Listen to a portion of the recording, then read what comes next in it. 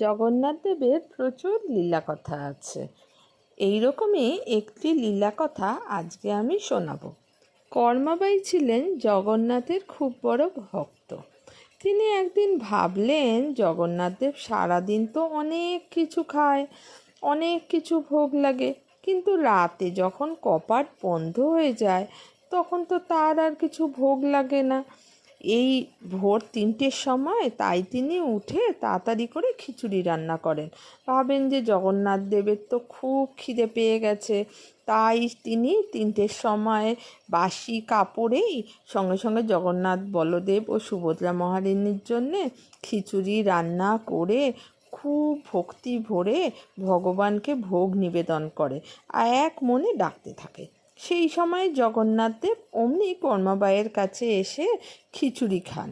এবার কর্মাবাই খুব সুন্দর করে নিজের হাতে করে জগন্নাথ দেবকে খাইয়ে দেন খিচুড়ি। একদিন কর্মাবাই স্নান করতে যাচ্ছেন, এমন সময় তার সঙ্গে এক সন্ত ভগবানের দেখা হয়।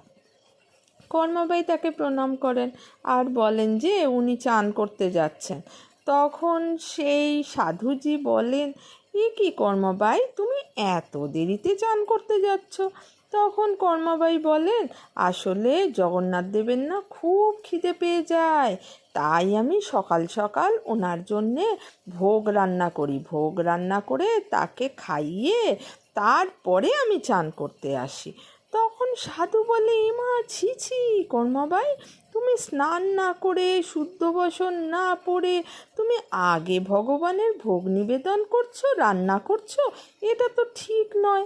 আগে স্নান সেরে তারপরে শুদ্ধ হয়ে তুমি ভগবানকে ভোগ নিবেদন করবে।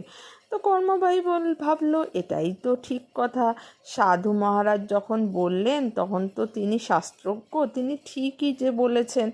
তাই কর্মাবাই পরের দিন সকালবেলা উঠে সে তাড়াতাড়ি করে আগে চান করতে গেছে। চান ঠান সেরে শুদ্ধ বস্ত্র পরে ভালো করে তারপরে জগন্নাথ দেবের জন্য খিচুড়ি রান্না করছে। এবার খিচুড়ি রান্না করে জগন্নাথ দেবকে যখন ডেকেছে, জগন্নাথ দেব এসছে, কিন্তু একবার মুখে দিতে না দিতেই জগন্নাথ দেব দৌড়ে চলে গেছে।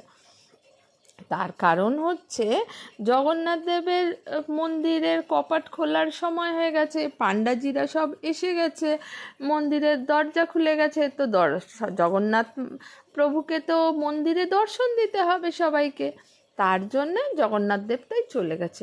এবার কর্মাবাইয়ের মন খুব খারাপ হয়ে গেছে যে কি হলো। আর এর মধ্যে পাণ্ডাজিরা দেখছেন যে জগন্নাথ দেবের ঠোঁটে খিচুড়ি লেগে রয়েছে। এবার পাণ্ডাজিরা ভাবছে যে জগন্নাথ দেবের ঠোঁটে কী করে খিচুড়ি লাগলো, আর এখন তো শুয়েছিল, আমরা তো এখন কিছু ভোগ লাগাইনি। তারপরে অনেক খোঁজ করার পরে তারপরে জানতে পারে যে কর্মাবাই জগন্নাথকে খিচুড়ি নিবেদন করে দেয়। আর ভগবান তখন আদেশ করেন যে কর্মাবাই যেমন করে আমাকে প্রসাদ নিবেদন করে খাওয়াচ্ছিল তাতেই আমি প্রসন্ন হই, আমি ভক্তের প্রেমের ডাকে প্রসন্ন হই, মন থেকে ডাকলেই আমি খুশি হই, তখন কোনো নিয়ম নিষ্ঠার দরকার পড়ে না। তো কর্মাবাই যেইভাবে আমাকে এতদিন ধরে খাওয়াচ্ছিল উনি যেন সেইভাবেই আমাকে ভোগ নিবেদন করেন।